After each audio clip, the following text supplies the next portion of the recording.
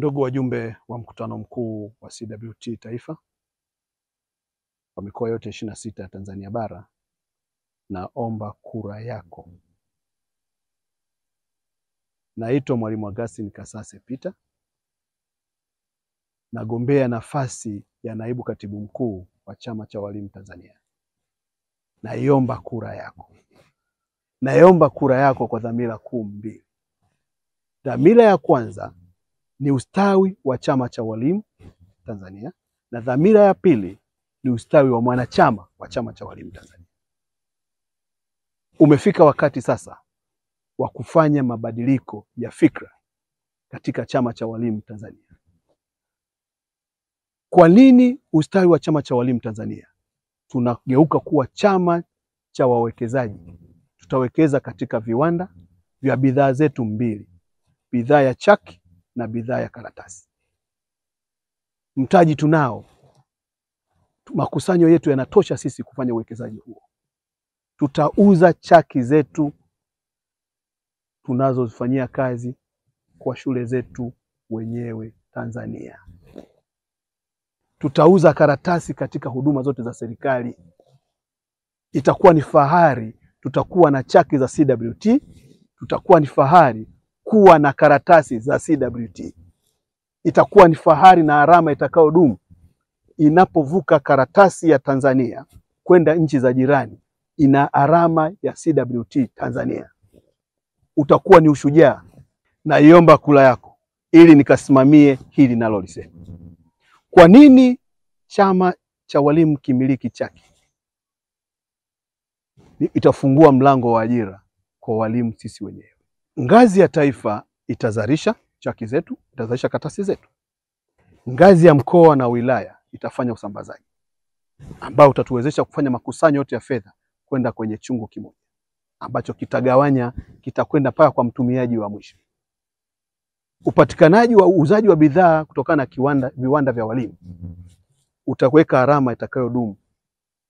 Tutatoa ajira na tutaajiri upya mfumo wetu wa kuweza kufanya biashara ya hilo. Kwani tumekuwa tukinunua chaki kutoka kwa wawekezaji wengine na wasambazaji wengine. Umefika wakati Chama cha Walimu kisambaze bidhaa inazozitumia. Naiomba kula yako niwe naibu katibu mkuu wa Chama cha Walimu Tanzania, nikasimamie hili kwa vitendo. Ananufaikaje mwalimu? Tutaboresha mfumo wa bima ya afya, tutaboresha mfumo wa kustaafu. Kwa nini bima ya afya? Bima ya afya imekuwa na changamoto.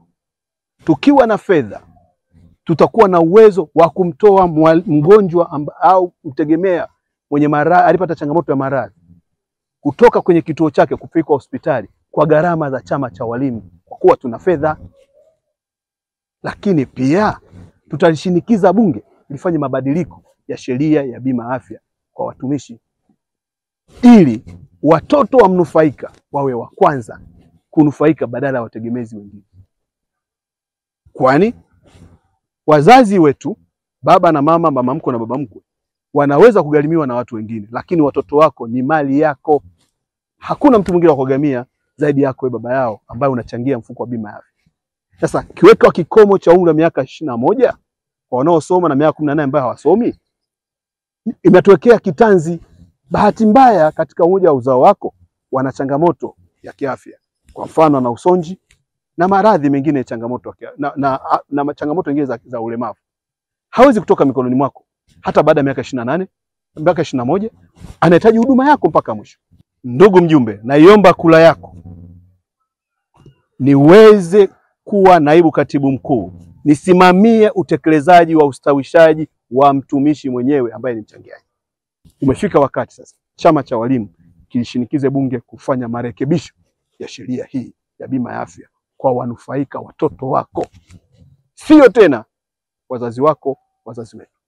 Umefika wakati wa mtumishi kustaafu kwa staha bila kuhangaika kutafuta maslahi yake. Mwakilishi wa CWT katika ngazi ya shule atakuwa ndio mwajibikaji wa awali wa huyu mstaafu. Atakusanya taarifa zake za awali, atazipeleka kwenye ngazi ya wilaya, ngazi ya mkoa, taifa. Baada ya kukamilisha utaratibu wote ule, siku mstaafu yule anapokamilisha utumishi wake, kesho yake ana haki zake zote ili aendee maisha yake mengine. CWT inaweza.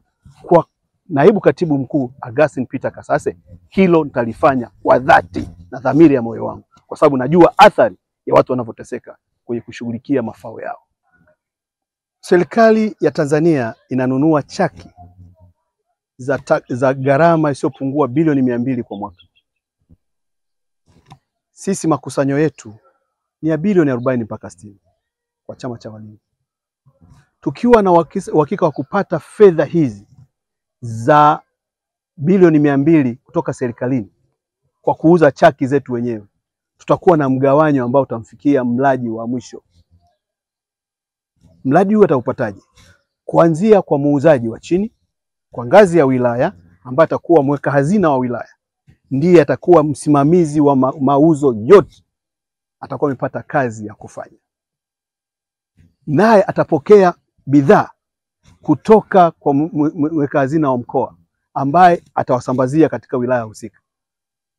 Akisambaza chaki katika wilaya husika, ngazi ya taifa itazalisha chaki zote za nchi nzima, itapeleka mikoani, itapeleka wilayani, wataweka mweka hazina. Matokeo yake hawa waweka hazina watalazimika kuajiliwa, sio tena watoa huduma wa kusimamia mgawanyo wa fedha na marejesho. Ninaomba kula yako ili mgawanyo huu ukawe manufaa kwa chama chetu cha walimu. Tunahitaji kuwa na uchumi ambao haukatiki, kuepusha migogoro na kelele zisizoishi. Siongelei dhana hii kwa kubahatisha, naifahamu. Ndugu wajumbe wote 900 walio ukumbini, naiomba kula yako kwa ustawi wa chama chetu cha walimu Tanzania. Niwe naibu katibu mkuu wa chama cha walimu. Mimi sitakuwa naibu katibu mkuu wa kushughulikia migogoro, na mwalimu unakuwa naibu katibu mkuu wa kutengeneza uchumi wa chama cha walimu Tanzania. Napokuwa katika jopo la watoa maamuzi 5 ngazi ya taifa, nitapeleka mawazo haya katika kamati tendaji ya taifa kutekeleza kuwa chama cha walimu cha uwekezaji wa viwanda. Asante sana.